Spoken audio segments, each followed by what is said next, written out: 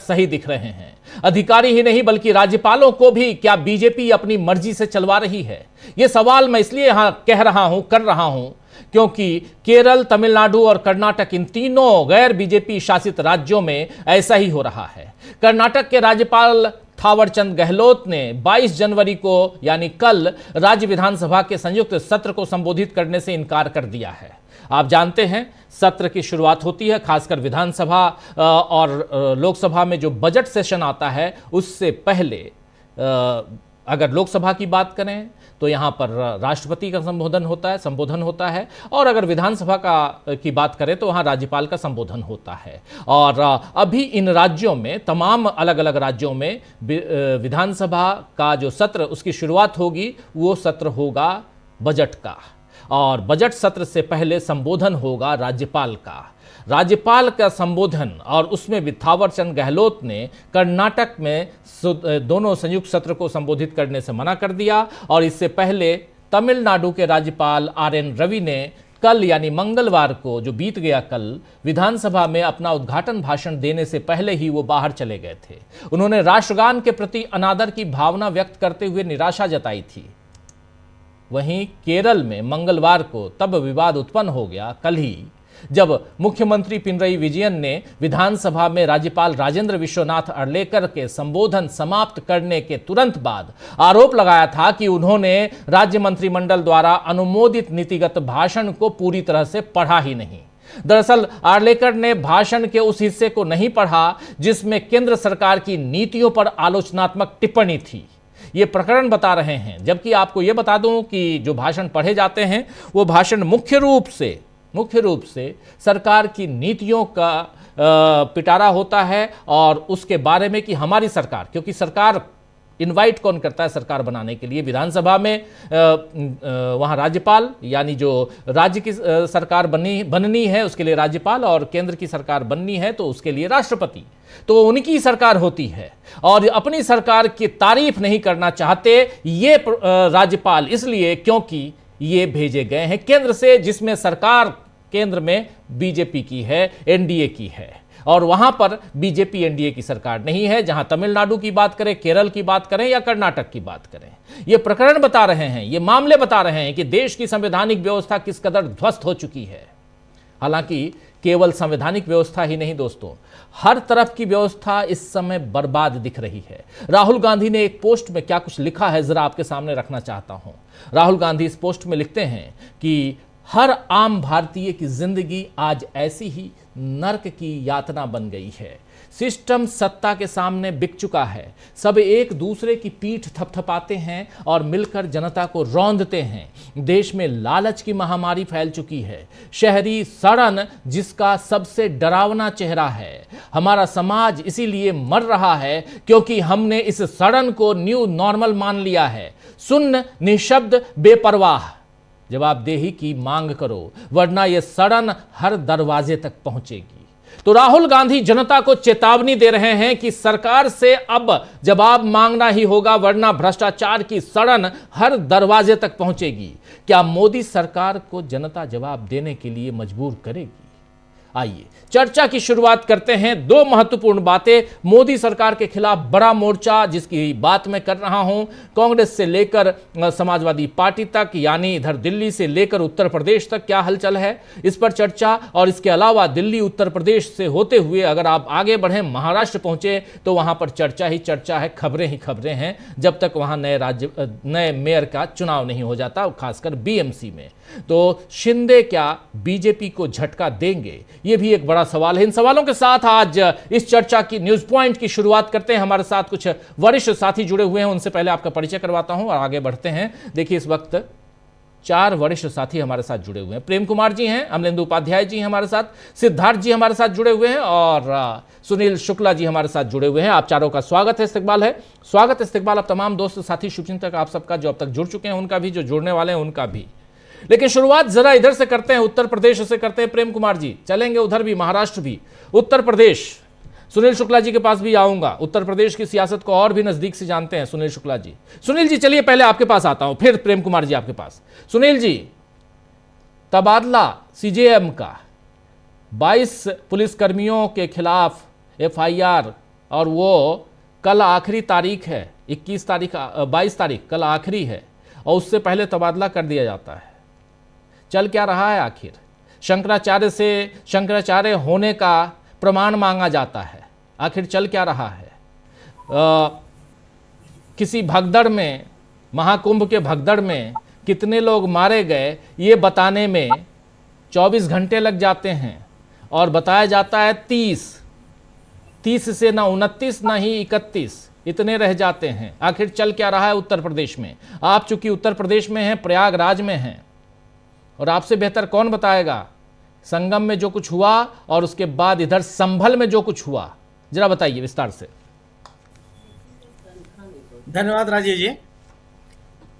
संभल में जो कुछ भी हुआ वो कोई अप्रत्याशित नहीं है।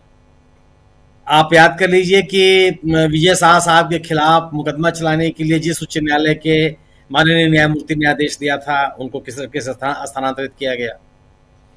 जिन न्यायमूर्तियों ने भारतीय जनता पार्टी के वरिष्ठ नेताओं के खिलाफ गंभीर निर्णय दिए, उनको किस तरीके से सर्वोच्च न्यायालय जाने से रोका गया, सबके सामने है।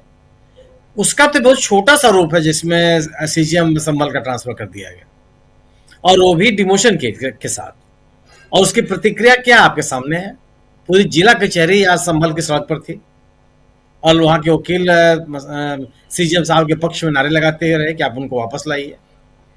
या जो संभल में आज कुछ हुआ वह सामान्य टिप्पणी नहीं है, वो जनमानस की टिप्पणी है कि किस तरीके से आप न्यायिक व्यवस्था में भी दखलंदाजी करने की कोशिश कर रहे हैं। लोग वकीलों पूरा का पूरा जिला अदालत का हंगामा मचा रहा, और एक न्यायिक अधिकारी के पक्ष में वहां के अधिवक्ता उतर के सामने आ गए। गोया कि जो निर्णय लिया जा रहा है उसको लोग स्वीकार नहीं कर रहे हैं, उस पर आम लोगों की मोहर नहीं है, असहमत है लोग, और ये मान रहे हैं कि जो कुछ भी आप कर रहे हैं, जिस तरीके से कर रहे हैं, वो न तो न्यायिक हित में है और न ही जनहित में है। जो माघ मेले में जगत गुरु शंकराचार्य स्वामी विवेकानंद जी के साथ हुआ, वो तो घोर निंदनीय है, आपत्तिजनक है, और जो लोग उस घटना में शामिल हैं उनके लिए दंडनीय है वो। आप शंकराचार्य से यह मानने का अधिकार किसने आपको दिया? कौन सा मैंडेट आपके पास है जो आप पूछें कि आप शंकराचार्य हैं कि नहीं है? आप अपनी विफलताओं को छिपाने के लिए, या अपनी जो व्यवहार आपने किया शंकराचार्य के साथ, उस विमर्श से लोगों का ध्यान हटाने के लिए एक नया प्रकरण आप खोल रहे हैं, और उसमें भी आप तथ्यों का ध्यान नहीं रख रहे हैं, मनमाने तरीके से आप उसकी व्याख्या कर रहे हैं। बड़े सवाल है। दूसरी चीज तो उसमें अविमुक्तेश्वरानंद जी के साथ हुआ। आप देखिए जितने चारों के चारों शंकराचार्य स्वामी अविमुक्तेश्वरानंद के साथ हैं, सरकार की आलोचना कर रहे हैं। उनका ये कहना है कि जो कुछ भी माघ मेले में ज्योतिषपीठ के शंकराचार्य के साथ हुआ वह निंदनीय है, सरकार की आलोचना कर रहे हैं लोग। तो ये तो एक धार्मिक आयोजन में जो धर्म गुरु है उसके साथ दुर्व्यवहार है। ये बात अपमान तक ही सीमित नहीं है, ये दुर्व्यवहार है। और कोई बार बार सोचिए कि वहां के प्रशासनिक अधिकारियों का यह कहना है कि वह व्हीकल से जा रहे थे। व्हीकल की नई परिभाषा आपको तय करनी पड़ेगी, आपको अपने श्रोताओं को बताना पड़ेगा कि कोई भी ऐसा यंत्र जिसमें पहिया लगा हो वो व्हीकल है। उसमें जो जिस ठेले से वो जा रहे हैं, ठेला, हम और आप इसको ठेला कहते हैं जी, क्योंकि गरिमा प्रदान करने के लिए इसको पालकी कह दी जाती है या उसको रथ कह दिया जाता है। इसको कोई कंधे पर उठा के चलता नहीं, छोटे छोटे पहिए लगे हुए हैं चार, जिसको सामान्य तरीके से उसमें या तो शंकराचार्य उसमें बैठे होते हैं या उसी के घेरे में पैदल चलते रहते हैं, कि चारों तरफ से घिरा रहता है, उनके शिष्य घेरे रहते हैं उनको, और इसको प्रशासन कर रहा है कि व्हीकल से आ रहा है। पता ऐसी भी कोई चीज हो सकती है जो मोटर से संचालित न हो, लोगों के ठेलने से चलती हो, उसको भी प्रशासन व्हीकल कहता है। माने कल अगर वो व्हील चेयर को व्हीकल कह दे तो आपको आश्चर्य नहीं होना चाहिए, जिसमें उम्रदराज लोग या शारीरिक रूप से अक्षम लोगों को एक स्थान से दूसरे स्थान तक ले जाया जाता है। यहाँ तक कि कुंभ मेले में भी इस तरह की व्यवस्था की गई थी। कई संस्थाएं ऐसी थी जिन्होंने व्हील चेयर लोगों को उपलब्ध कराई। तो इस हिसाब से तो उसको पहिया लगा हुआ था, उसको अब ले जा रहा था, वो व्हीकल है। एक एक एक ऐसे शंकराचार्य के रूप में अविक्तोषानंद जी की पहचान है, जो इस सरकार की आलोचना करते हैं, और केवल इस सरकार की आलोचना नहीं करते हैं, वह किसी भी सरकार की आलोचना करते हैं जिससे वो सहमत नहीं होते। उन्होंने राहुल गांधी की आलोचना की, आपके सामने है। उन्होंने हिंदू धर्म से राहुल गांधी को निकालने तक की बात कही। वह जब अखिलेश यादव मुख्यमंत्री थे उत्तर प्रदेश में, तो उन्होंने वाराणसी में बाकायदे जुलूस प्रदर्शन किया था, जुलूस निकाला था। उस समय शंकराचार्य बने नहीं थे, वो नामित उत्तराधिकारी नामित हो चुके थे। वह राम मंदिर के शिलान्यास की उन्होंने आलोचना की थी कि मूर्ति में, शिव मूर्ति में नहीं किया गया जी। आज उन्हीं की तरह से बात करते हैं स्वामी निशलानंद जी ने क्या कहा कि मोदी सरकार, योगी सरकार धार्मिक मामलों में भी दखलंदाजी करना चाहती है। उन्होंने सीधे सीधे आरोप लगाया है कि धर्म से जुड़े हुए विषयों पर भी निर्णय लेने का अधिकार हासिल करना चाहती है मोदी और योगी सरकार, जो उनका विषय नहीं है। धार्मिक मामलों में धर्मगुरु है, उनको छोड़िए, जो निर्णय लेना चाहेंगे निर्णय लें। लेकिन सभी से चूंकि अविक्तोषानंद जी सबसे ज्यादा मुखर रहे हैं। वह प्राण प्रतिष्ठा के मौके का उन्होंने विरोध किया था, उससे उन्होंने कहा था कि ये शुभ मुहूर्त नहीं है। उन्होंने ध्वजारोहण का विरोध किया था और उसका आलोचना की थी, विरोध का मतलब उसकी आलोचना की थी उन्होंने। तब से उनके निशाने पर। और आप अभी सरकार के सहमत, आप केवल प्रशासनिक अधिकारियों के ऊपर इसका ठिकाना नहीं पड़ सकते। अभी तक सरकार के लोगों ने, उत्तर प्रदेश सरकार के किसी भी जिम्मेदार व्यक्ति ने कोई बात नहीं कही है, मुख्यमंत्री सहित। मुख्यमंत्री जी ने कुछ नहीं कहा, नगर विकास मंत्री ने कुछ नहीं कहा, जिनके देखरेख में मेला संचालित होता है।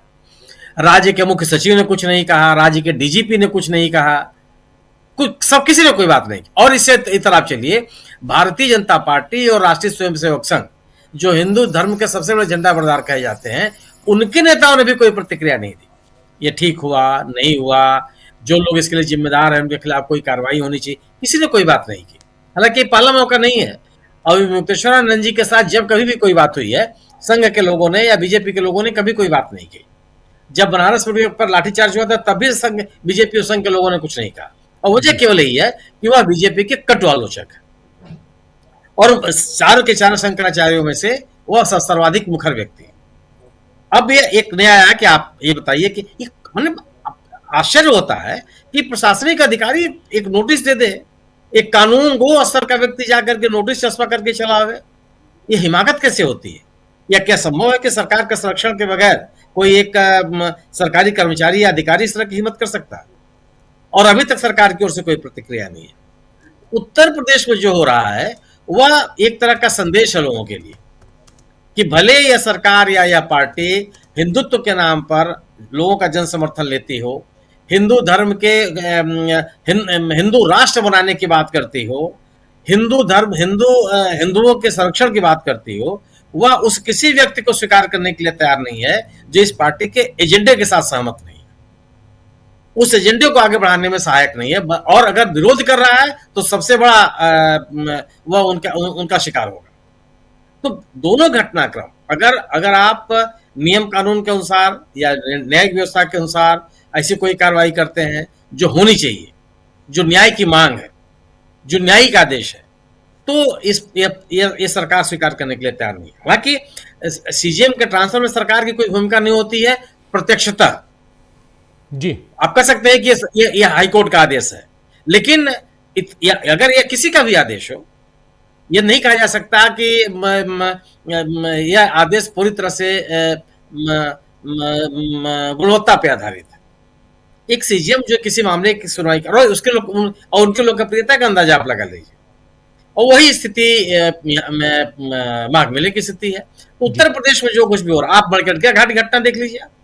मतलब मणिकर्णिका घाट की घटनाओं को सम्मानित मुख्यमंत्री जी कह रहे हैं कि एआई जनरेटेड फोटो है। तो जो एआई जनरेटेड नहीं है, जो वास्तविक फोटो है, वो आप दिखा दीजिए लोगों को। आप बता दीजिए कि आप वहां के डिस्ट्रिक्ट मजिस्ट्रेट ने दावा किया कि अहिल्याबाई होलकर के जो की मूर्ति है उसको संरक्षित रखा गया। कहां रखा गया है? आप एक फोटो जारी कर दीजिए, आप एक वीडियो क्लिप जारी कर दीजिए कि देखिए इस स्थान पर रखा गया है। वहां के प्रदर्शनकारी तो ये बता रहे हैं कि उनकी अहिल्याबाई होलकर की जो मूर्ति है वो मलबे में पड़ी हुई है। आप इसे खंडन कीजिए प्रमाणिक तौर पर। और जो मणिकर्णिका घाट को लेकर के लोगों के मन में नाराजगी है कि आप जो परंपरा है, जो ऐतिहासिकता है, जो इतिहास है, उसके साथ कैसे खिलवाड़ कर सकते हैं आप विकास के नाम और क्या बना देंगे? एक एक श्मशान पर जहां पर जो घाट शवदाह के लिए जाना जाता है, उसके साथ लोगों की एक जन विश्वास है, वहां पर कौन सा विकास कर देंगे आप? अगर आप हिंदू परंपरा की बात कीजिए तो श्मशान पर शौचालय नहीं होना चाहिए, आप यूरिनेट नहीं कर सकते हैं। अगर हिंदू धर्म को मानते हैं तो जन विश्वास ये कहता है। क्या बना देंगे भाई वहां ले जाकर के? और आपने कहा क्या कि एक बड़ी चिमनी बनाएंगे, जो डिस्ट्रिक्ट मजिस्ट्रेट का बयान में सुन रहा था, जिससे कि जो शवदाह के समय राख निकलती है वो लोगों के घरों में न जाए। तो उसके लिए आप पूरा का पूरा घाट तोड़ डालेंगे जी। आप, जो ऐतिहासिक चीजें थी वो खत्म कर देंगे। तो जो उत्तर प्रदेश में जो कुछ हो रहा है वह भारतीय जनता पार्टी के अति आत्मविश्वास का परिचायक है, जो बहुधा सत्ता में बैठे हुए लोगों के पास आ ही जाती है। इससे बचने का उपाय तभी है जब आप जनता से जुड़े हुए हों और जनता की भावनाओं को समझते हो। जी बिल्कुल बिल्कुल, आप सही कह रहे हैं। संभल से लेकर उधर स्वामी अभिमुक्तेश्वरानंद और फिर मणिकर्णिका, ये तमाम जो मसले हैं उत्तर प्रदेश के संभल की घटना, इन सब पर यहाँ हम अभी बात कर रहे थे। और बहुत महत्वपूर्ण है क्योंकि एक डिस्ट्रिक्ट जज का तबादला उनको डिमोट करके किया जाता है। इससे दुखद और क्या हो सकता है? डिस्ट्रिक्ट जज नहीं, सीजीएम जी, सीजीएम को तो ये डिमोट करके किया जाता है। तो इससे दुखद और क्या हो सकता है? और ये सब हो रहा है उत्तर प्रदेश में। अगले साल चुनाव है उत्तर प्रदेश में, उससे पहले सरकार चाहती है कि प्रशासन पर मजबूत पकड़ उसकी रहे ताकि चुनाव में उसको फायदा मिले। लेकिन उधर क्या चल रहा है, महाराष्ट्र में क्या चल रहा है, थोड़ी सी अगर चर्चा यहाँ की छेड़ना चाहें आप प्रेम कुमार जी तो जरूर कीजिए। लेकिन महाराष्ट्र में क्या चल रहा है इस पर थोड़ी चर्चा हम आगे बढ़ाते हैं। हमारे साथ प्रशांत टंडन जी भी जुड़ गए हैं। प्रशांत जी, आपका स्वागत करता हूँ इस कार्यक्रम में। और प्रेम कुमार जी आपके पास, फिर सिद्धार्थ जी भी हमारे साथ जुड़े हुए हैं, सिद्धार्थ जी के पास भी आता हूँ। प्रेम कुमार जी, देखिए, महाराष्ट्र तो देश में एक ऐसा एग्जाम्पल बनकर सामने आया है जहां सत्ता के लिए कोई समीकरण कब किसके साथ बन जाए समझ में ही नहीं आता। तो उस किस्म से चुनाव जीत जाने की घोषणा के बावजूद मेयर कौन होगा अभी तक तय नहीं हो रहा है। अब मेयर वहां मौजूद लोग चुनेंगे या सदन से बाहर रह करके मेयर चुना जाएगा, ये भी अब देखने वाली बात है। यानी एक दूसरे किस्म की डेमोक्रेसी जो है देखने को मिल रही है। कुछ भी हो सकता है। बीजेपी ने जिस तरह से शिवसेना को तोड़ा, जिस तरीके से खरीद फरोख्त की सरकार बनाई, चुनाव चोरी के उदाहरण रखे, उन सब का नतीजा ये है कि एक औपचारिक तौर पर एक बढ़िया बहुमत मिलने के बावजूद वो इस स्थिति में नहीं है कि मेयर चुन सके। और ये चीजें राजनीतिक जो है, जिस तरह का बीज उन्होंने बोया है वो चीज आज भी जारी है। तो इसके परिणाम आने वाले समय में देखने को मिलेंगे। और बीजेपी का गठबंधन जितना कागज में दिखता है, वास्तव में वो बिखर रहा है। अविश्वास है अपने लोगों में, अपने गठबंधन में। सब एक दूसरे को ब्लैकमेल कर रहे हैं, अपने ही लोगों से अपने पार्षद को छिपा रहे हैं। रिसोर्ट पॉलिटिक्स, होटल पॉलिटिक्स, ये सब चीज चल रहा है। तो इसमें अब मुझे लगता है कि इसको राष्ट्रीय राजनीति से जोड़े तो एक बात कॉमन दिखती है कि अब बीजेपी हर मोर्चे पर विफल होती हुई दिख रही है। भाई, राजनीति में समीकरण, रणनीति जिसमें वो लोग माहिर माने जाते रहे हैं, वहां भी अब उनको चोट पड़ती दिख रही है। इसके अलावा आप देखें, जो विश्व गुरु का डंका था वो धराशायी होता दिख रहा है। आज जिस तरह से न्यायपालिका को दबाने की कोशिश हो रही है, ये कोशिश तो पहले से भी चल रही थी। बहुत सारे उदाहरण हैं जो हम कह सकते हैं कि न्यायपालिका पर में हस्तक्षेप सेंटर की ओर से हुआ है, लेकिन इसका प्रतिकार अब देखने को मिल रहा है। इससे पहले प्रतिकार देखने को नहीं मिलता था। इतनी जल्दी वकील आ जाएंगे विरोध में ये उदाहरण अब देखने को मिल रहे हैं। भाई पानी पी करके, दूषित पानी पी करके इंदौर में मौत हुई, लेकिन उससे सबक लेने वाली घटना यह है कि जनता सड़क पर उतरी, उनकी बातों को बर्दाश्त नहीं किया कि वो जिस तरह से कैलाश विजयवर्गीय जवाब दे रहे थे, उन चीजों को नकारा, सबने निंदा की, भर्त्सना की। जी। शंकराचार्य जी के साथ जो कुछ हुआ, तो घटना हुई, ये भी राजनीतिक रूप से हुई, योगी आदित्यनाथ जी के इशारे पर हुई, ये सब कुछ है। लेकिन इस घटना से के जवाब में जो घटनाएं घट रही हैं वो ज्यादा महत्वपूर्ण है। वो इसलिए महत्वपूर्ण है कि ये आईना दिखा दिया गया है बीजेपी को कि अब आपका इस तरह से नहीं चलेगा कि आप जिसको चाहेंगे, जो बोले कि नरेंद्र मोदी विश्व गुरु हैं, जो बोले कि मोदी के राज में दुनिया में डंका बज रहा है, जो बोले कि मोदी के राज में सब कुछ चंगा सी, वो शंकराचार्य भी ठीक है, वो साधु संत भी ठीक है, और किसी ने अगर कोई सवाल कर लिया तो उसको आप सबक सिखाएंगे।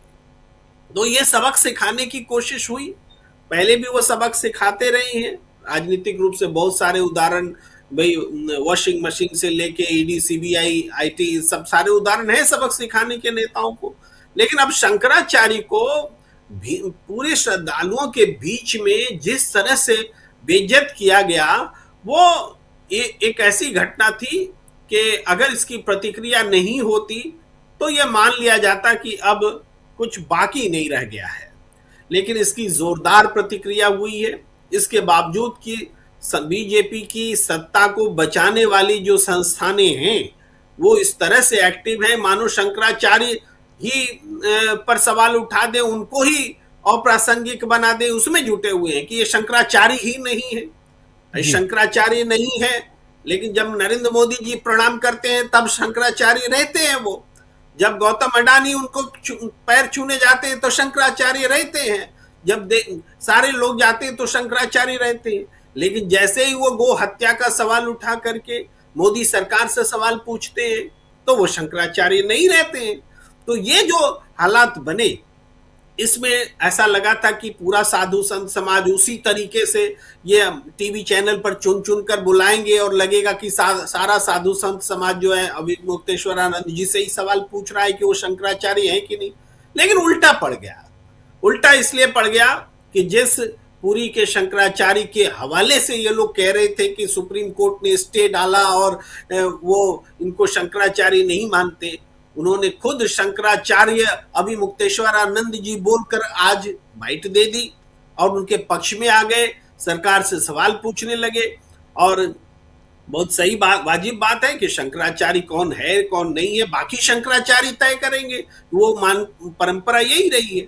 तो ये एक विवाद जो था जिसका कि लग रहा था कि फायदा उठा लेंगे, वो भी उल्टा पड़ा।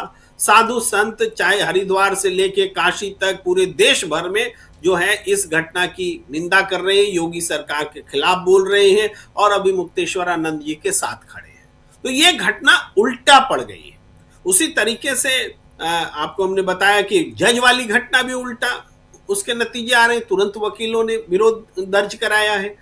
इससे पहले ईडी का दुरुपयोग पश्चिम बंगाल में करने की कोशिश की अभी हाल में, वो भी उल्टा पड़ा है। ममता बनर्जी ने जिस तरह से जवाब दिया, वो सारी चीजें। अब जो घटनाएं घट रही हैं, अब ऐसा नहीं है कि जैसा मोदी, शाह, योगी चाहें वैसे ही देश मान लेगा। अब सरकार से सवाल और मजबूती से पूछे जा रहे हैं और सिर्फ राजनीतिक लोग नहीं पूछ रहे हैं, अब आम जनता पूछ रही है। ये जो फर्क आया है, ये फर्क बहुत बड़ा फर्क है। और अब बताया जा रहा है, ये समझा जा रहा है कि अब सरकार की निरंकुशता को जनता जुबान देने लगी है चैलेंज देने के मामले में। और इसलिए राहुल गांधी ने जो बात उठाई है, बस थोड़ी सा वक्त और लेते हुए, राहुल गांधी ने जो बात उठाई है कि ये सिस्टम सड़ चुका है। वो कुछ कूड़े कचड़े जरूर दिखा रहे हैं, लेकिन वो कूड़ा कचड़ा वो भौतिक है, मगर वास्तव में वो इस पूरे सिस्टम के सड़ने की बात कर रहे हैं। और इस सड़े हुए सिस्टम को, इस गंदगी को अगर साफ नहीं किया जाएगा तो फिर ऐसा ना हो कि हम समझे कि कि देर हो गई है, पूरा देश ही इंदौर बन चुका होगा, पूरा देश ही नोएडा जैसी घटना में जो इंजीनियर की मौत हुई है उस तरह का बन चुका होगा। ये राहुल गांधी दिखा रहे हैं, बता रहे हैं। एक दिन पहले भी उन्होंने ट्वीट किया था कि जो बताया कि हवा सांस लेने लायक नहीं है, करप्शन ने देश को बिगाड़ रखा है, भाई पानी पीना मुश्किल है, यानी हर क्षेत्र में उन्होंने कहा देश कहीं कहां से कहां चला गया। 14 से और 26 आते आते देश इस हालत में पहुंच गया है कि न पानी बढ़िया है, न हवा बढ़िया है, न सिस्टम बढ़िया है, भ्रष्टाचार का बोलबाला है, न धर्म के आधार पर जो नफरत फैला है, न धर्म की धार्मिक सहिष्णुता रह गई है, न भाईचारा रह गया है। ये देश कहां से कहां चला गया है। और अच्छी बात यही है कि जनता रिएक्ट कर रही है। जी जी, जनता रिएक्ट कर रही है, रिएक्ट करना भी चाहिए। लेकिन उधर महाराष्ट्र में क्या चल रहा है सिद्धार्थ जी, क्या कुछ चल रहा है महाराष्ट्र में? कल से शुरुआत होगी एक दूसरे फेज की, दूसरे चरण की महाराष्ट्र में, और खासकर बीएमसी के मेयर पद के चुनाव की पहली जो वहाँ पर पहला प्रोसेस होगा वो कल है। लॉटरी के द्वारा ये तय किया जाएगा कि कौन आखिर मेयर होगा, किस वर्ग से होगा, किस क्लास का होगा, शेड्यूल कास्ट से होगा, शेड्यूल ट्राइब से होगा या महिला वर्ग से। चूंकि जनरल कैटेगरी का ऑलरेडी मेयर रह चुका है, इसलिए जनरल कैटेगरी इसमें नहीं है, 3 कैटेगरी में से तय किया जाएगा। मज़ेदार तथ्य यहाँ पे ये है कि अगर एसटी निकल आया तो एसटी के 2 ही चुन के आए हैं पार्षद, और वो दोनों उद्धव ठाकरे गुट से हैं। तो उद्धव ठाकरे की लॉटरी यानी भगवान की, ईश्वर की मर्जी रही तो जो कहे हैं वो भी हो सकता है, ईश्वर भगवान यहाँ पर शायद उनके साथ आ जाए। लेकिन तीसरी यहाँ पर महत्वपूर्ण बात कि शिंदे ने कहा है कि 30 ऐसी सीटें हैं जिस पर भाजपा के कारण हम हारे, और भाजपा का भी आरोप शिंदे के ऊपर है। यानी वहां अंदर खाने शिंदे और बीजेपी के बीच भी सब कुछ ठीक नहीं है। चौथी बात यहां एक कड़ी और जोड़ दूं, फिर आप अपनी बात रखिए, कि परसों 23 तारीख शताब्दी वर्ष की शुरुआत हो रही है बाला साहब ठाकरे की, और 23 को, और शिंदे चाहते हैं कि उस दिन हमारा मेयर बन जाए तो हम ये साबित कर पाएंगे कि हम ही असली शिवसेना है। अब यहां इसीलिए कल की बात मैं कर रहा हूं, लॉटरी से शुरुआत कर रहा हूं। यहां से आगे क्या कुछ आप देख पा रहे हैं, प्लीज अपनी बात रखिए। जी हाँ, जैसा आपने कहा, ये सब चीज का निचोड़ आपका जो शो चल रहा है उसके ऊपर जो टिकर चल रहा है वही बता रहा है कि शिंदे बीजेपी को देंगे झटका। तो बिल्कुल संभव है, दे सकते हैं, क्योंकि भारत में अधिकतर होता यह है कि लोग, समीक्षक भी और मीडिया भी क्षेत्रीय दलों की क्षमता को असली में वो जितनी होती है उससे बहुत कम आंकते हैं। डाटा कुछ और बताता है। तो इसीलिए आज शंकराचार्य की चर्चा हो रही है, तो इन सारे शंकराचार्यों के जो पूर्वज थे, आदि शंकराचार्य, उन्होंने एक बहुत अच्छा सूत्र दिया हुआ था, ज्ञानम वस्तु तंत्रम न पुरुष तंत्रम। मतलब कोई विषय को समझ लो, व्यक्ति को समझने की जरूरत नहीं है। तो लोकतंत्र जो होता है हम सबको पता है, गणित का खेल है। तो जब चुनाव सर पर होता है तब तो इधर या उधर का चुनाव करना पड़ता है, इसीलिए दोनों पक्षों के गुण दोष की हम चर्चा करते हैं। लेकिन अभी तो फिलहाल कोई चुनाव नहीं है, तो चुनाव हो गया है तो हम थोड़ी सी इसमें एक कदम पीछे लेके समीक्षा कर सकते हैं। लोकतंत्र मुख्यतः 3 प्रकार के होते हैं। एक लोकतंत्र नॉर्थ कोरिया भी है। नॉर्थ कोरिया का पूरा नाम पढ़िएगा ना, Democratic People's Republic of Korea अपने आप को वो बोलता है। मतलब वो खुद भी बोलता है कि हम लोकतंत्र हैं, लेकिन दुनिया को पता है वो लोकतंत्र नहीं है, वो तानाशाही है, वो वहां पर तो ठोकतंत्र है।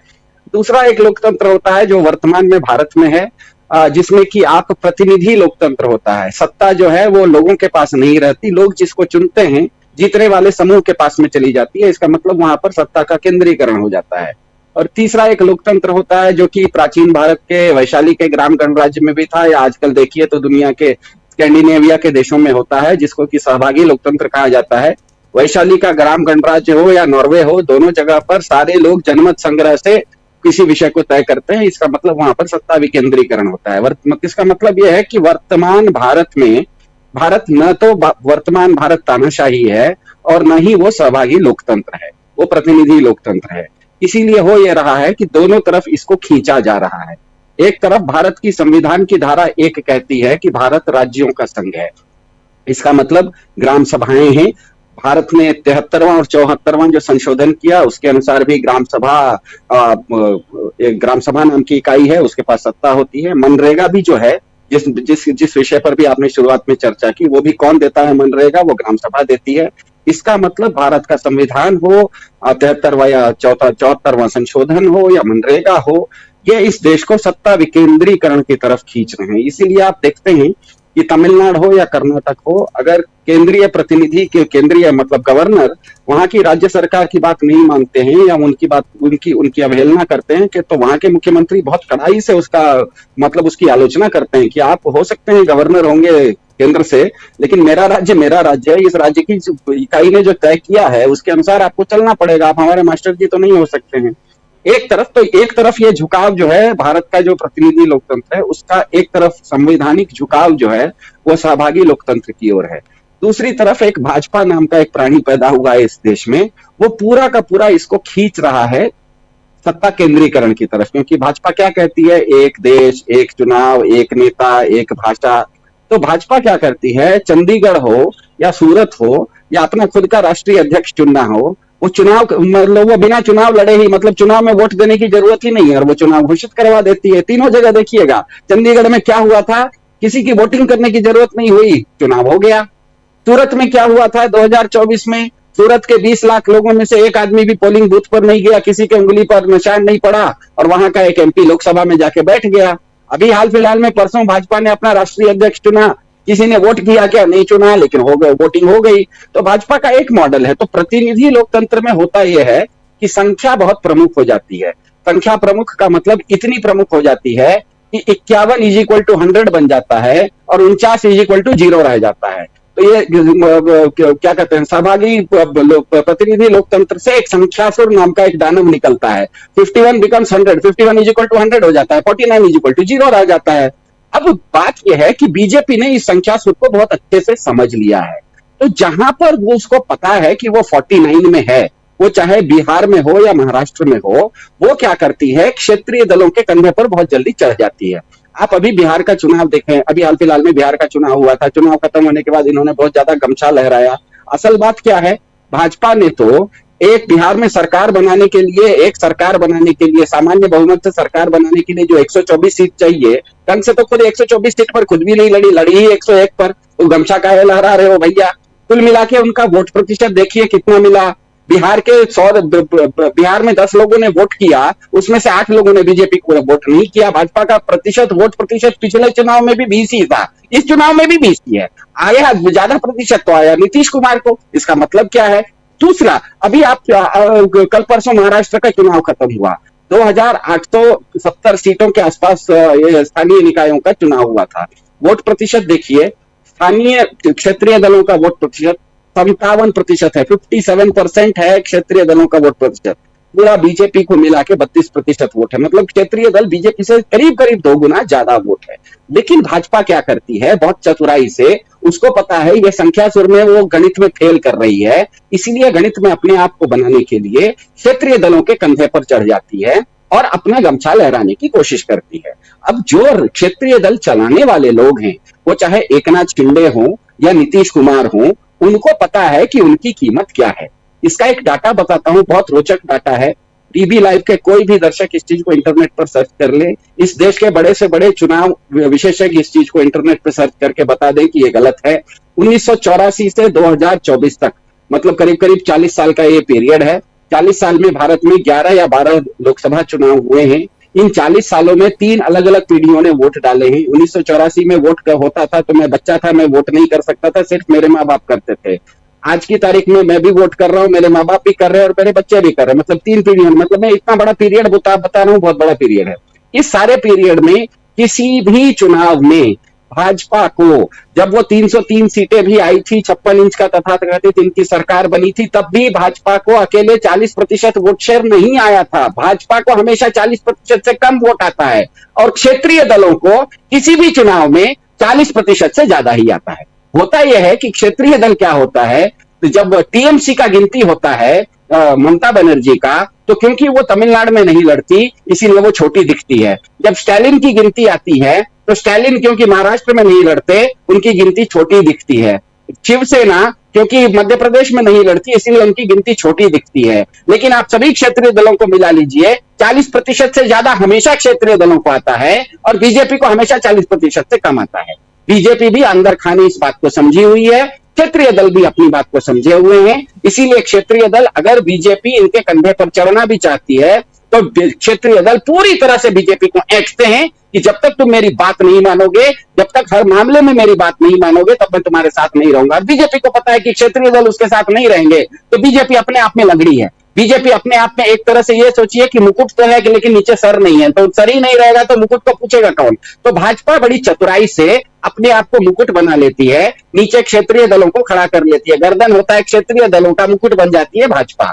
क्षेत्रीय दल इस चीज को बहुत अच्छे से समझ गए हैं कि कहीं पर भी भाजपा बिना क्षेत्रीय दलों के मदद के आगे नहीं बढ़ सकती, इसीलिए क्षेत्रीय दल हर हालत में हर जगह पर भाजपा को पूरी तरह से ऐंठेंगे और मेरे अनुसार वो सही ऐंठेंगे, ऐंठना गलत बिल्कुल नहीं है। इसीलिए अगर शिंदे बीजेपी को झटका देने की बात कर रहे हैं वो बिल्कुल सही कर रहे हैं, अगर वो टाइट कर रहे हैं तो बहुत सही कर रहे हैं। अगर बीजेपी नहीं मानेगी तो वो उनको झटका दे भी देंगे या फिर झटका नहीं देंगे अगर वो बीजेपी पूरी की पूरी शिंदे की बात मान जाए। अब मुझे बताइए कि क्षेत्रीय दल अगर मजबूत हो गए हैं तो भारत का तो संविधान पहली धारा ही बोल रही है कि भारत राज्यों का संघ है, क्षेत्रीय दल का मतलब महत्व है। भारत का पूरा भारत जो हर राज्य बना है वो भी तो क्षेत्रीय आधार पर ही बना है, लिंग्विस्टिक कारण से ही तो बना, क्योंकि आजादी से पहले जो कर्नाटक के दक्षिण का भाग था वो आजादी के बाद उसने बोला कि हमारा मद्रास से कोई लेना देना नहीं है, हमारी भाषा अलग है इसलिए हम अलग हैं। उसी कर्नाटक के एक दूसरे भाग के पूर्वी छोर में के लोगों ने कहा कि हमको हैदराबाद के निजाम से कोई लेना देना नहीं है, हम अलग हैं।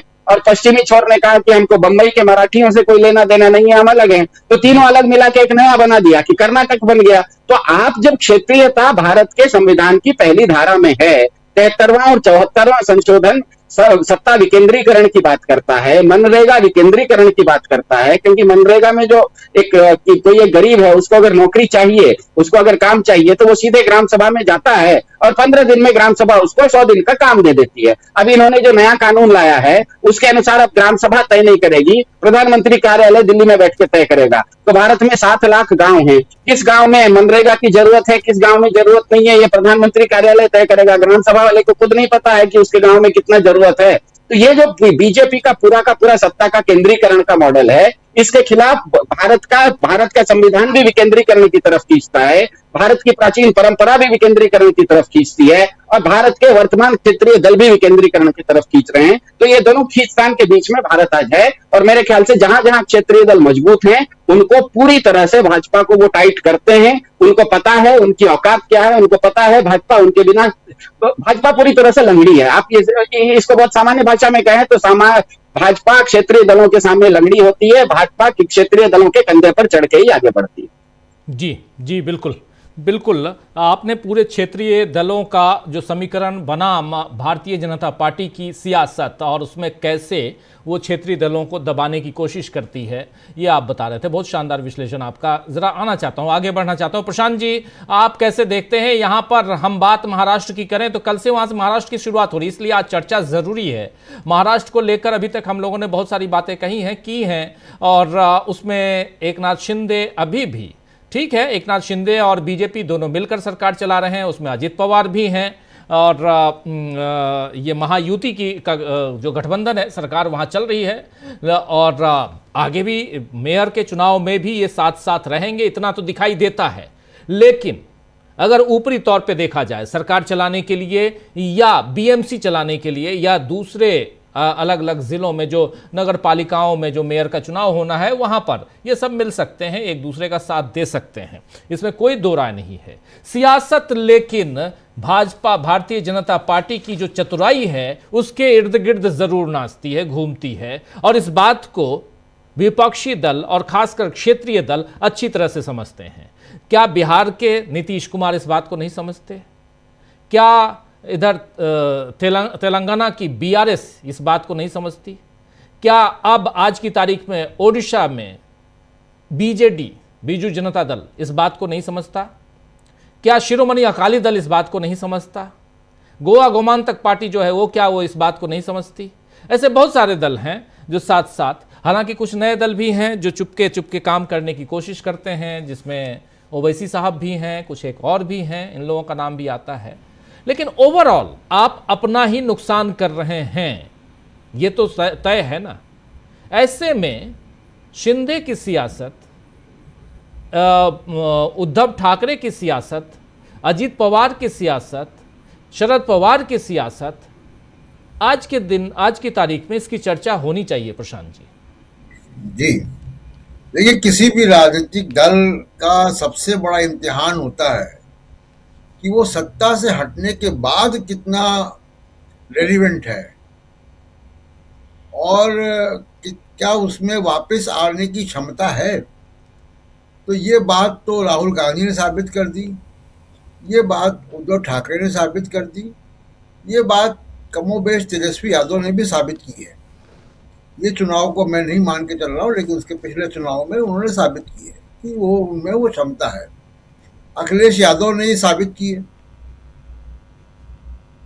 अभी ये मौका शिवसेना एकनाथ शिंदे के सामने आया नहीं है,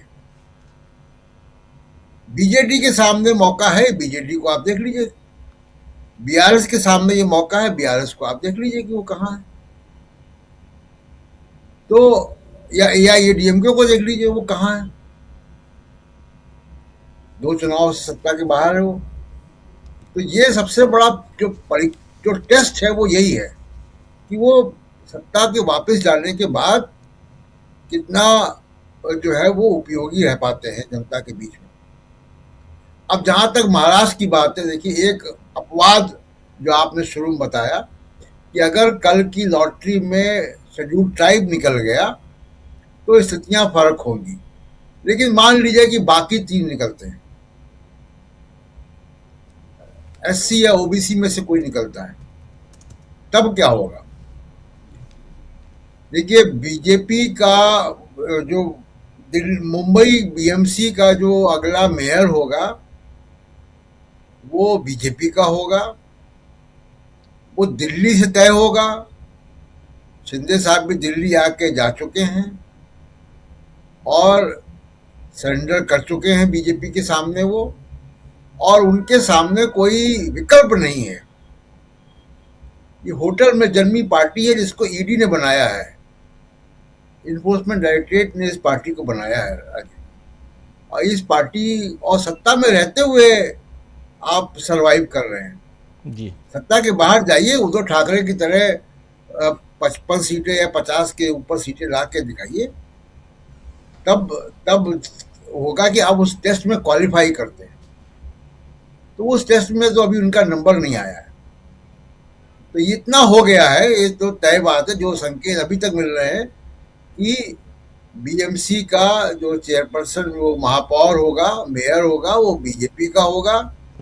शिंदे साहब खून का घूंट पी के उसको सहयोग करेंगे, डिप्टी मेयर पे सौदेबाजी करेंगे, तमाम कमेटियों के जो चेयरमैन होंगे जो उस पर बीजेपी कब्जा होगा। इसमें बीजेपी कोई कॉम्प्रोमाइज नहीं करेगी। पहले भी विधानसभा के समय भी ये मामला उठा था, तो भी हम लोग ये एनालिसिस कर रहे थे और तब भी यही बात हुई थी कि शिंदे साहब को डिप्टी सीएम ही बनाया जाएगा।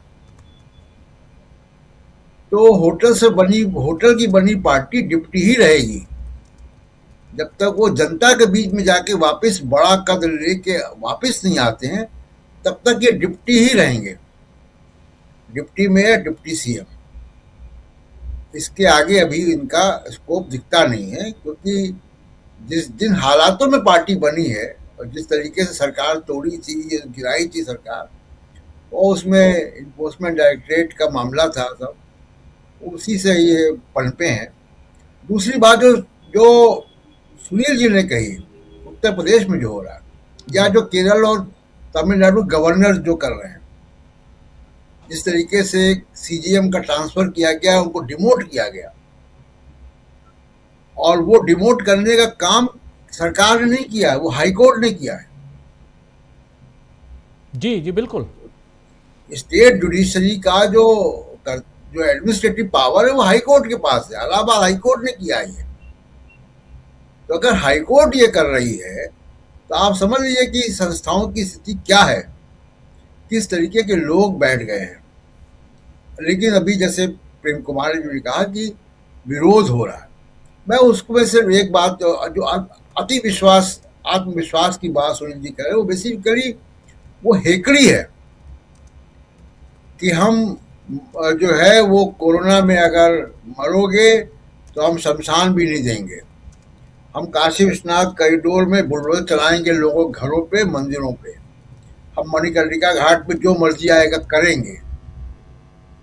आप कहोगे ये हो गया तो हम कह देंगे एआई की फोटो है, हम जज का ट्रांसफर कर देंगे, जज अगर खिलाफ जाएगा तो। ये जो हेकड़ी है कि हम चाबहार पोर्ट से वापस आ जाएंगे, हम राज्य सरकार का लिखा हुआ भाषण विधानसभा में नहीं पढ़ेंगे, ये जो हेकड़ी है पूरे सिस्टम में आ रही है, वो हेकड़ी का वजह क्या है कि जो पीढ़ी अब तक थी जिसने बीजेपी को बनाया, उसने वो अपने मुश्किलों पे, अपनी बेरोजगारी पे, महंगाई पे आरोप डलती रही, उसमें बीजेपी कामयाब रही उनको समझाने में कि तुम्हारी बेरोजगारी, तुम्हारी आर्थिक विषमताएं, तुम्हारी समस्याओं का कारण मुसलमान है, दलित है, ओबीसी है, और इसी वजह से वो बीजेपी के साथ रहे आंखों में पट्टी बांध के। अब जो नई जनरेशन आ रही है वो इससे थोड़ा सा अलग सोच रही है, और जैसे जैसे उसका प्रभाव बढ़ेगा तो जो प्रेम कुमार जी बता रहे हैं वो होगा, जो संभल में हुआ वो और जगह भी होगा। तो ये जो हेकड़ी बीजेपी की है कि हम सब कुछ करेंगे, जो मर्जी आएगा हम वो करेंगे, वो हेकड़ी समाज का आप इम्तिहान ले रहे हैं उसके सब्र का, और मुझको लग रहा है कि वो उसकी जो अंतिम वो है सीमा, उसको बीजेपी छू रही है, उसको नरेंद्र मोदी का सत्ता तंत्र छू रहा है कि हम मनरेगा भी खत्म कर देंगे, हम वोट का अधिकार भी छीन लेंगे, हम आपका वो भी नहीं मानेंगे, आधार कार्ड भी नहीं मानेंगे, हम वोटर आईडी भी नहीं मानेंगे, हम वो चीज़ मानेंगे जो आपके पास नहीं होगा, जो कागज़। ये जो हेकड़ी है, ये हेकड़ी बहुत दिन चलती रही, दुनिया का इतिहास हमको हमारे सामने है, और जब कोई सरकारें इस हेकड़ी का शिकार हो जाती है तो आप समझ लीजिए कि वो रास्ता जो है उनके लिए कठिन हो जाता है आगे के लिए। तो अभी जो समाज में संकेत दिखाई दे रहे हैं कि वो समाज अब इस हेकड़ी को बहुत दिन बर्दाश्त नहीं करेगा। इसका छोटा संकेत संभल में जो विरोध हुआ वो दिखाई देता है। जी राजीव जी, बिल्कुल बिल्कुल आप सही कह रहे हैं। संभल में, संभल की बात, और वहाँ के सीजेएम को ट्रांसफ़र किया जाता है। ट्रांसफ़र की जो ट्रांसफ़र किया गया है, हाई कोर्ट ने इसका आदेश दिया है, इसमें कोई दो राय नहीं है। लेकिन आप जानते हैं कि वहाँ चल क्या रहा है उत्तर प्रदेश में। अब ज़्यादा बोलना कंटेम्प्ट ऑफ कोर्ट भी हो सकता है, इसलिए मैं ज़्यादा नहीं बोलूँगा। लेकिन ओवरऑल बहुत सारी बातें ऐसी हैं जिसको आप अच्छी तरह से समझ रहे हैं कि सियासत के इर्द गिर्द कैसे सारी चीज़ें घूम रही हैं।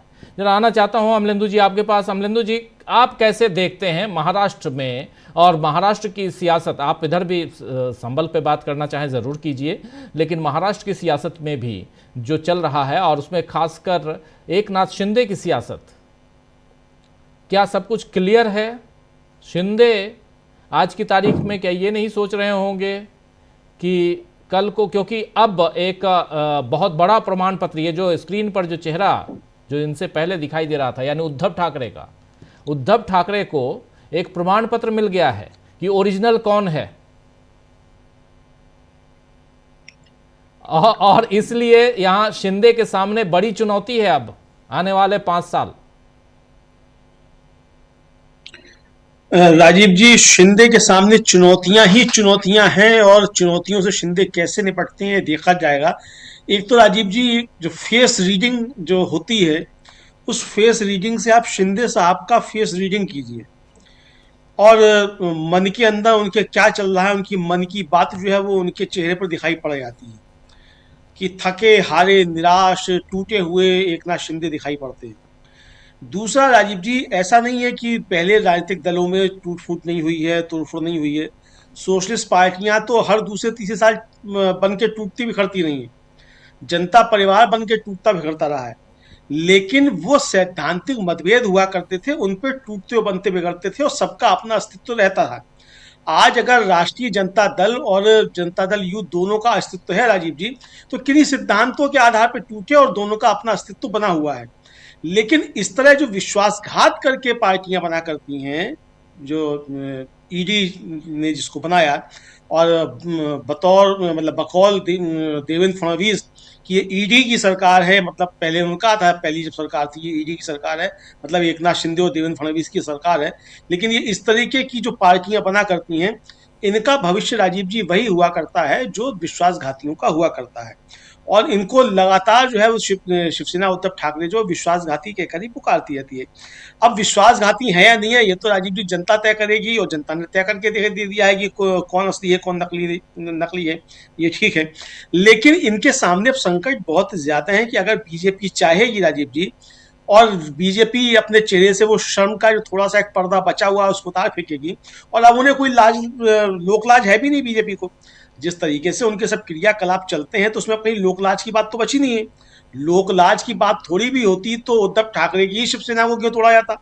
तो शिंदे को तोड़ने में कौन सी बुरी बात होगी? और तब तो कहा जाएगा कि शिंदे कौन से भाई दूध के धुले हुए थे, ये खुद जो थे विश्वासघात करके आए थे, तो अगर इनकी पार्टी हमने तोड़ी तो हमने कौन सा गुनाह कर दिया, बीजेपी कहेगी, है ना। बीएमसी में अपना मेयर भी बना देगी, सरकार भी उसकी चलती रहेगी, इन्हीं के विधायकों को तोड़ के चलती रहेगी। तो जो काम शिंदे साहब करके आए थे वो अगर शिंदे साहब के साथ हो जाएगा तो बुरा क्या हो जाएगा इसमें? शिंदे साहब कहेंगे क्या, रोएंगे क्या शिंदे साहब कि मेरे साथ बुरा क्या हुआ? क्या कहेंगे शिंदे साहब? मतलब क्या है उनके पास कि मेरे साथ क्या हुआ, मुझे मेरी पार्टी तोड़ दी गई? अगर ये कहेंगे तो अगर ये कहेंगे मेरी पार्टी तोड़ दी गई, तो उनसे पूछा नहीं जाएगा कि आपकी पार्टी थी कौन सी जिसको तोड़ दिया गया? आप जो सिंबल लिए घूम रही है क्या आपकी पार्टी थी जो सिंबल आप लेकर घूम रहे हैं? तो ये सवाल आएगा। तो बहुत ज्यादा परेशानी राजीव जी एकनाथ शिंदे के सामने है, और भारतीय जनता पार्टी इस तरीके का काम किया ही करती है। देखिए राजीव जी, अजीत पवार को भले ही जनता ने नकार दिया हो, चाचा भतीजे एक हो गए तो उनको नकार दिया हो, लेकिन राजनीतिक तौर पर अजीत पवार और शरद पवार खत्म नहीं हुए, वो बने हुए हैं। उनका प्रभाव कम हो सकता है, उनकी सीटें कम हो सकती हैं, लेकिन राजनीतिक तौर पर खुद को सर्वाइव करना एकनाथ शिंदे के लिए बहुत बड़ी चुनौती है। बावजूद इसके कि उनका दावा है कि साहब हम जो है नंबर 2 की पार्टी हैं पूरे महाराष्ट्र में, होंगे आप नंबर 2 की पार्टी पूरे महाराष्ट्र में, आंकड़ों के आधार पर बीजेपी के साथ आप मिलकर चुनाव लड़े, लेकिन अकेले आपकी क्या हैसियत है?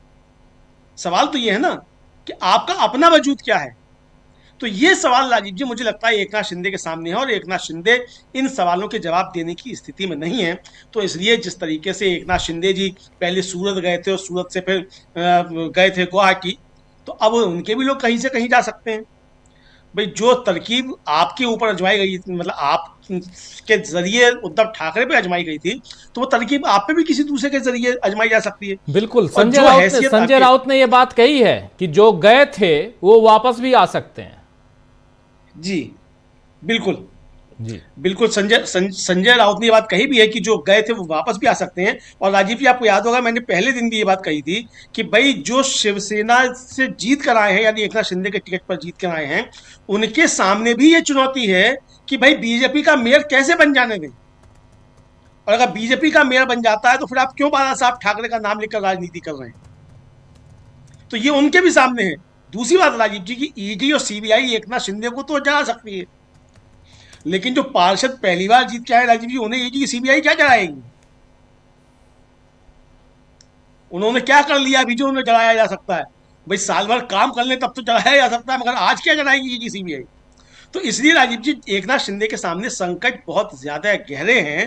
भारतीय जनता पार्टी अगर चाहेगी तो शिंदे के घर में शिंदे तुरंत पैदा कर लेगी, और फिर शिंदे साहब रोते हुए घूमेंगे, और उसके बाद फिर घर जाकर जो है वो चले गए थे, जैसे जब मुख्यमंत्री का नाम घोषित होना था अपने घर चले गए थे, तबीयत खराब हो गई थी, तो वास्तव में ही तबीयत खराब हो जाएगी, उस समय तो पता नहीं हुई थी कि नहीं हुई थी, घर चले ही जाएंगे, मतलब फिर घर ही चले जाएंगे, राजनीति में भी घर ही चले जाएंगे, तो ये स्थिति पैदा हो जाएगी। तो भारतीय जनता पार्टी उनके साथ ऐसा कर भी सकती है, चूंकि उसे भी मालूम है कि जो आदमी उद्धव ठाकरे का नहीं हुआ वो हमारा कैसे हो जाएगा। भाई जहां से आपने राजनीति की शुरुआत की, जहां आपने जीवन भर राजनीति की, जहां आपने राजनीति के गुरु सीखे, जिन गुरु का नाम लेकर आप आज काम कर रहे हैं, अगर आप उनके नहीं हुए तो आप मोदी जी के, अमित शाह जी के कैसे हो जाएंगे? ये सवाल तो उठता है ना राजीव राजनीति में। तो ये है। जी दूसरा राजीव जी, उत्तर प्रदेश में जो हो रहा है और जिस तरीके से, एक तो जुडिशरी के ऊपर राजीव जी अभी साफ समझ में आने लगा, कई मामले ऐसे आ चुके हैं कि जुडिशरी के ऊपर अब साफ दिखाई देने लगा है कि सरकार का दबाव बहुत ज्यादा है, और अभी इस पे बहस हो सकती है कि न्यायपालिका स्वतंत्र है कि नहीं है। अगर हाई कोर्ट ने अपना एडमिनिस्ट्रेटिव पावर्स का इस्तेमाल किया है, राजीव जी पहले तो ये कि ये जुडिशियल ऑर्डर नहीं है, तो इसलिए अवमानना के क्षेत्र में इसकी आलोचना बिल्कुल नहीं आती है, इसकी जमकर आलोचना की जा सकती है, चूंकि जो आदेश जारी हुआ है वो एडमिनिस्ट्रेटिव आदेश है। तो एडमिनिस्ट्रेटिव आदेश की खूब आलोचना हो सकती है, उस पर इवेंट हो सकता है, अच्छे तरीके से हो सकता है। तो इसलिए इसकी आलोचना बहुत जरूरी है कि हाईकोर्ट में बैठकर जज साहिबान अगर एडमिनिस्ट्रेटिव पावर्स का इस तरीके से इस्तेमाल करते हैं और सरकार के दबाव में ये साफ तौर पर दिखाई पड़ता है, तो इसकी आलोचना होगी। वरना आपने जिस आधार पर डिमोशन किया वहां सीजेएम का, वो आधार आपको बताना होगा कि उनके खिलाफ क्या पहले से कोई जांच चल रही थी, क्या दोषी पाए गए थे, क्या उनके भ्रष्टाचार के आरोप थे, क्या उनके निर्णय में कोई कमी थी, आखिर क्या आधार है जिसके आधार पर उनका डिमोशन किया गया। तो ये राजीव जी बताना पड़ेगा। और राजीव जी, गंध जो है न्यायपालिका में भी बहुत ज्यादा हो रही है, न्यायपालिका में भी इस पर चर्चा होती है। हमको याद है जस्टिस अकील कुरैशी जो हैं, उनको सुप्रीम कोर्ट में नहीं जाने दिया गया, और कॉलेजियम के एक सदस्य जो है जस्टिस नरीमन, उनका बाकायदा ये बयान आया कि मतलब ये दबाव था कि जस्टिस अकील कुरैशी को सुप्रीम कोर्ट नहीं जाने दिया जाए। और क्यों नहीं जाने दिया जाए? क्योंकि उन्होंने एक छोटा भाई मोटा भाई जो है उनकी जमानत जो थी वो रद्द कर दी थी, या उनको कुछ मतलब सजा वजा दे दी थी, इसलिए। तो ये बहुत सारी चीजें राजीव जी सुप्रीम कोर्ट तक लेकर आती हैं। जस्टिस जोसेफ जो उत्तराखंड के हाई कोर्ट के जज थे, और उन्होंने जो फैसला पलट दिया था सरकार का, जो तोड़ के वहां सरकार बनाई गई थी, उनको सुप्रीम कोर्ट आने में काफी समय तक रोका गया। बाद में हालांकि वो पहुंचे सुप्रीम कोर्ट, चूंकि उस समय कोलेजियम अलग गया था। लेकिन क्या राजीव जी, न्यायपालिका जो है हमारी, उसके ऊपर अब ये वास्तव में दबाव है? और अगर दबाव नहीं है तो फिर ठीक है, एक ऑर्डर है एडमिनिस्ट्रेटिव, ठीक है, लेकिन ऐसे एडमिनिस्ट्रेटिव ऑर्डर्स ऐसे ही समय क्यों आते हैं? जैसे आपने भी जिक्र किया कि जस्टिस मुरलीधर जो थे, उनका तबादला कर दिया गया जब दिल्ली दंगों के मामले में उन्होंने आदेश दिया, उसी रात कर दिया गया। और राजीव जी, जिस दिन उन्होंने आदेश दिया उसी दिन जस्टिस मुरलीधर के खिलाफ बीजेपी के एक प्रवक्ता अपशब्दों का प्रयोग करते हुए टीवी चैनल पर कह रहे थे, बातें कर रहे थे। तो ये सवाल निश्चित तौर पर उठते हैं कि क्या वास्तव में अब न्यायपालिका पर भी दबाव बढ़ रहे हैं? अगर नहीं है तो बहुत अच्छी बात है, न्यायपालिका से बहुत उम्मीदें हैं, संविधान का कस्टोडियन है, जाहिर सी बात है कि संविधान का कस्टोडियन है।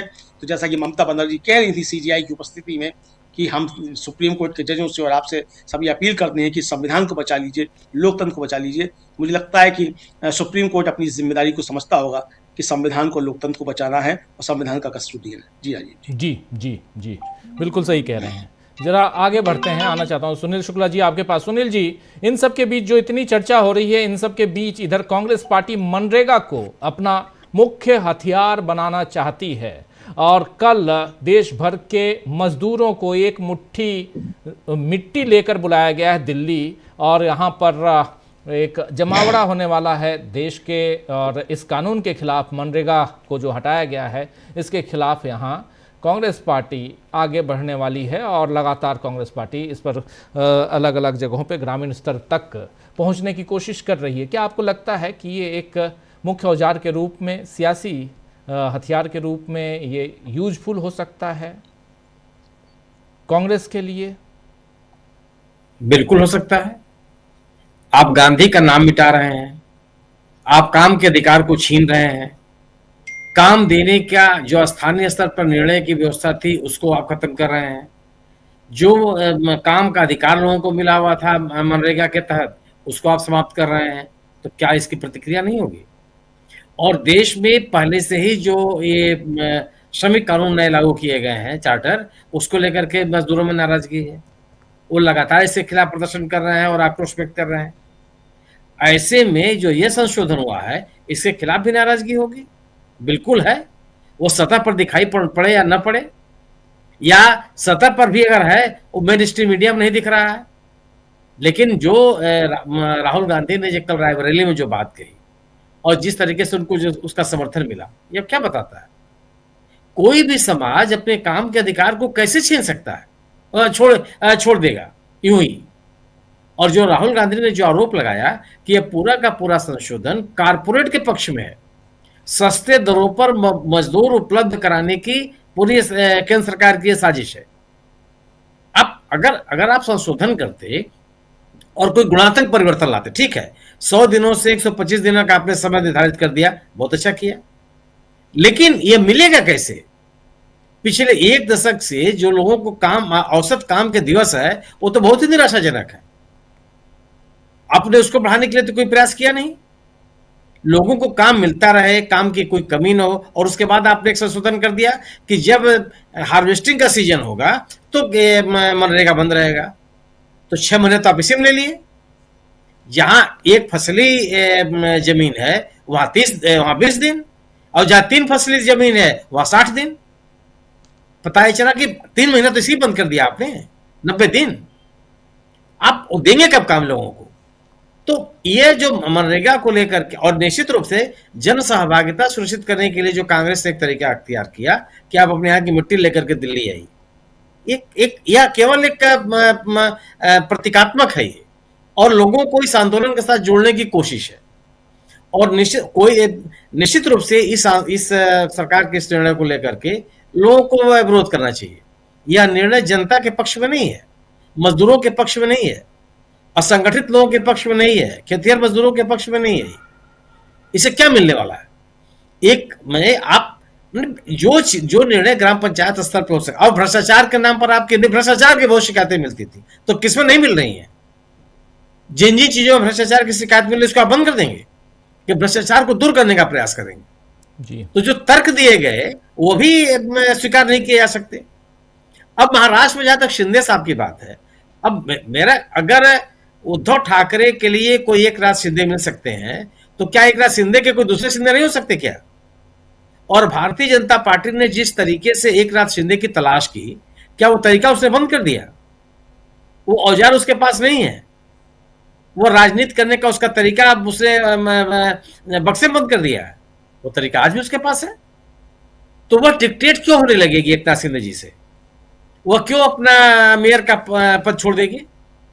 कोई ऐसा अपरिहार्य तो नहीं है शिंदे साहब बीजेपी के लिए, और वो कोई नीतीश कुमार तो है नहीं कि उनके बगैर बिहार में चुनाव नहीं लड़ा जा सकता। भारतीय जनता पार्टी को ताकत देने की अगर जिम्मेदारी किसी पर डाली जाए, या सत्ता में लाने की जिम्मेदारी किसी की डाली जाए, तो एकनाथ शिंदे साहब की है। उन्होंने उसको सत्ता सौंपा है और एक अच्छी खासी सरकार को गिरा दिया। अब अगर बीजेपी अपने उसी सत्ता के बल पर शिंदे साहब की पार्टी को तोड़ लेती है, तो किसी को आश्चर्य नहीं होना चाहिए। मेरा अपना मानना है कि एकनाथ शिंदे से बीजेपी डिक्टेट नहीं होगी, किसी केवल पर डिक्टेट नहीं होगी। वह अपना मेयर बनाना चाहती थी, वो बनाएगी।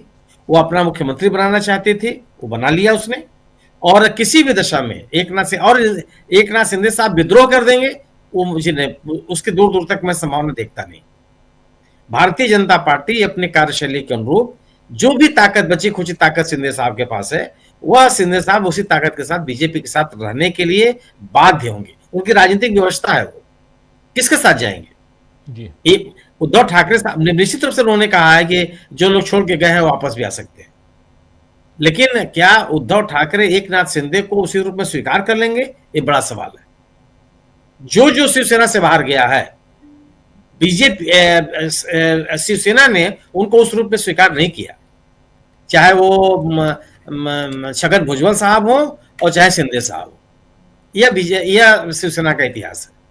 तो मेरा अपना मानना है कि वो तो स्थिति नहीं आने वाली, और कोई विकल्प नहीं है शिंदे साहब के पास, और भारतीय जनता पार्टी डिक्टेट नहीं होने वाली है उनसे, मेरी अपनी ये समझ है जी। बिल्कुल बिल्कुल। प्रेम कुमार जी, क्या आपको भी लगता है, क्योंकि इन सब के बीच देखिए 2-3 चीजें बहुत इंपॉर्टेंट कल से, एक तो इधर सुप्रीम कोर्ट में 2 दिन की सुनवाई भी शुरू होने वाली है, इधर शिवसेना, ओरिजिनल शिवसेना और ओरिजिनल एनसीपी पे भी।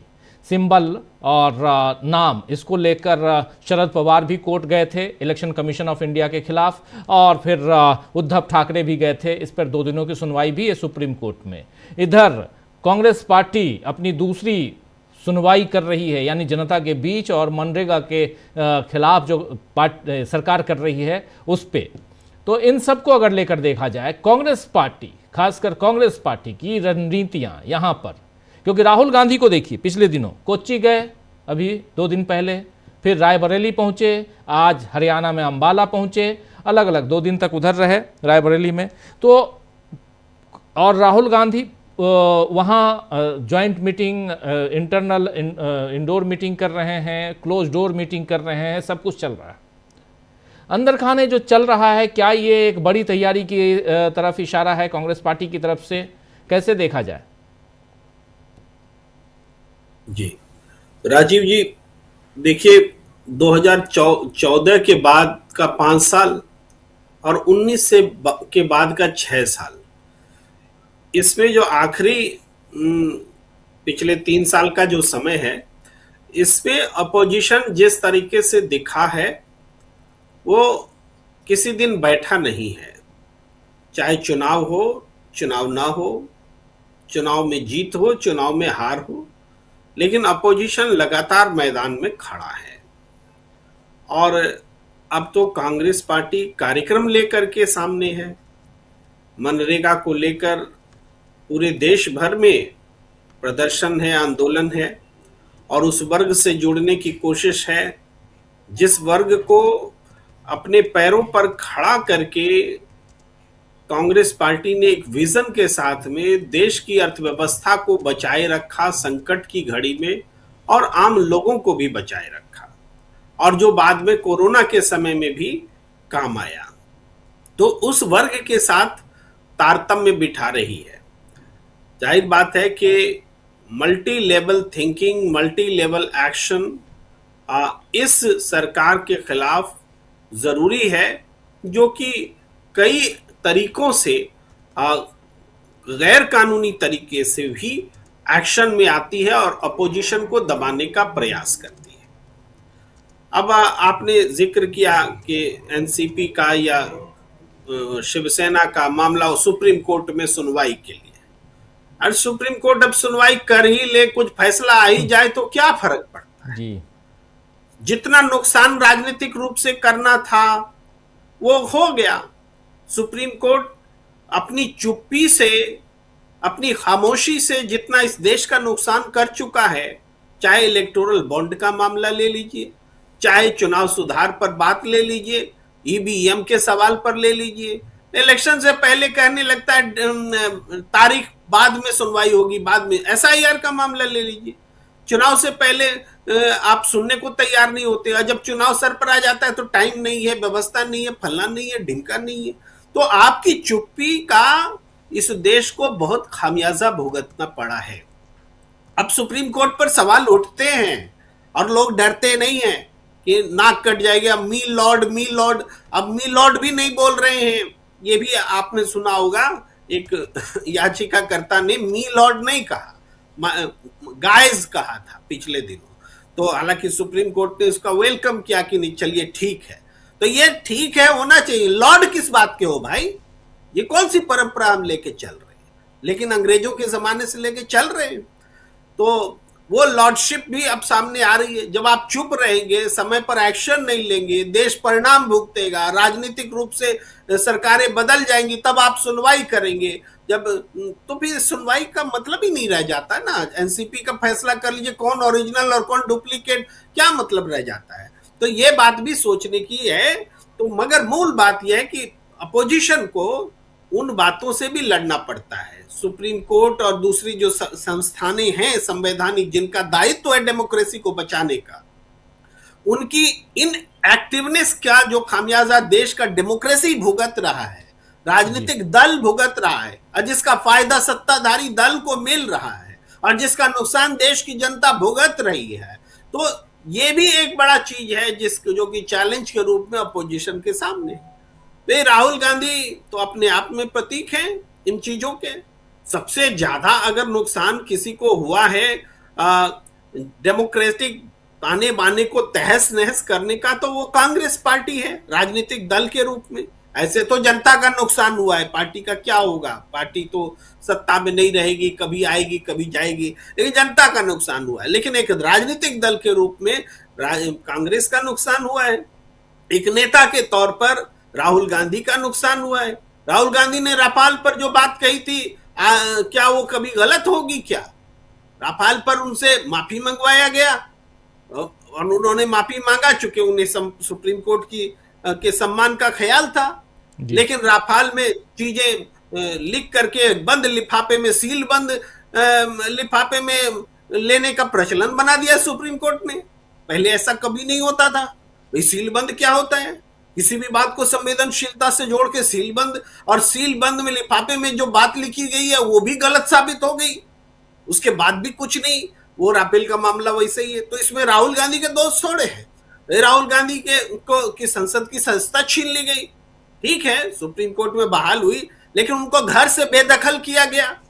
भाई वो तो रीस्टोर नहीं हो सकता ना, उनसे उनके मकान छीन लिए गए, वो तो रीस्टोर नहीं हो सकता। उनको पूरे टीवी चैनल्स में बेइज्जत किया गया, समाज के बीच में बेइज्जत किया गया कि राहुल गांधी तो सीरियल ऑफेंडर है, राहुल गांधी सीरियल ऑफेंडर है। हालांकि वो चीजें हुई अपने तय पर, तो लेकिन इस चीज को फेस तो राहुल गांधी ने किया। अब मुद्दा जनता के बीच वो ले जा रहे हैं, लेकिन जनता को हर मुद्दे पर पैरेलल और सत्ता के पक्ष में गलत तरीके से दिखाने के लिए जो पूरा एक इकोसिस्टम खड़ा है, तो उस इकोसिस्टम से भी लड़ना है राहुल गांधी को, कांग्रेस को, सत्ता से भी लड़ना है। और उसके बाद में हम अकाउंट भी सीज कर लिए जाएंगे, कोई चंदा मत दो इसकी भी व्यवस्था कर दी जाएगी, कोई कांग्रेस के साथ खड़ा मत हो ये भी कर दिया जाएगा। कांग्रेस के भीतर में भाई जाहिर बात है स्लीपर सेल भी खड़े कर दिए जाएंगे, आजकल आराम से किए जाते हैं।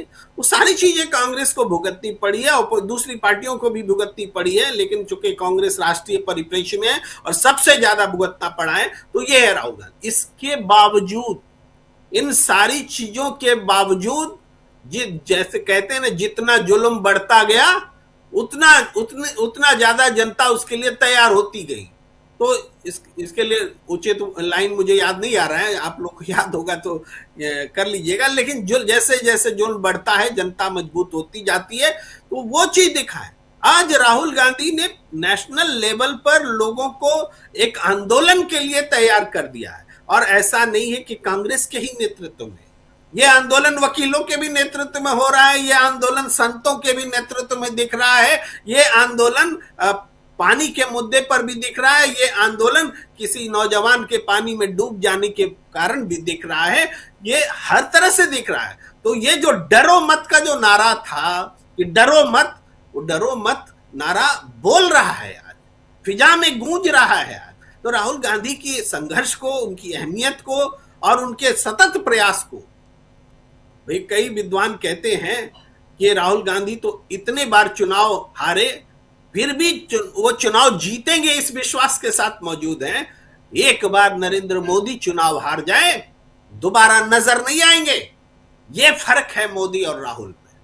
जी राजीव जी, मोदी और राहुल का फर्क, और राहुल गांधी और कांग्रेस पार्टी आखिर किस दिशा में जा रही है, इस पे भी चर्चा हम कर रहे हैं। चूँकि कल यहाँ दिल्ली में मनरेगा पर एक बड़ा जमावड़ा है और देश के मजदूरों का जमावड़ा जो हाथ में एक मुट्ठी अपने अपने क्षेत्र से, अपनी अपनी एरिया से मिट्टी लेकर आने वाले हैं, और राहुल गांधी और मल्लिकार्जुन खड़गे उनका स्वागत करेंगे, संबोधित करेंगे। इसलिए यहाँ ये चर्चा ज़रूरी इसलिए क्योंकि कांग्रेस इस मुद्दे पर, मनरेगा के मुद्दे पर लगातार मजबूती से आगे बढ़ती हुई नज़र आ रही है। क्या ये मुद्दा दूर तक जा सकता है? क्या ये मामला मील का पत्थर साबित होगा आने वाले समय में? और ख़ासकर जब सियासी दलों की बात हम करें तो फाइनली रिजल्ट तक हम पहुंचते हैं, उसकी बात तो करेंगे ही। प्रशांत टंडन जी, कैसे देखा जाए इसको? साइलेंट रेवोल्यूशन है और पूरे देश में मनरेगा ने जो काम किया है वो मैं कहूँगा कि आरक्षण से भी ज़्यादा बड़ा काम किया है, क्योंकि आरक्षण पाने के लिए अपने गांव से, अपने घर से दूर जाना पड़ता है। आरक्षण का अधिकार तभी मिलता है जब कोई सरकारी नौकरी होती है। सरकारी नौकरी ब्लॉक में होगी, तहसील में होगी, जिला मुख्यालय में होगी, राजधानी में होगी, दूसरे जिलों में होगी। मनरेगा ने सामाजिक और आर्थिक न्याय वहीं दिया जहां वो व्यक्ति रहता था। ये इसलिए मैं कह रहा हूं कि ये साइलेंट रेवोल्यूशन है। अब कोई जब सुविधा दी जा चुकी है, जिसको 1.5 दशक हो गया और ज्यादा वक्त हो गया, तो वो सुविधा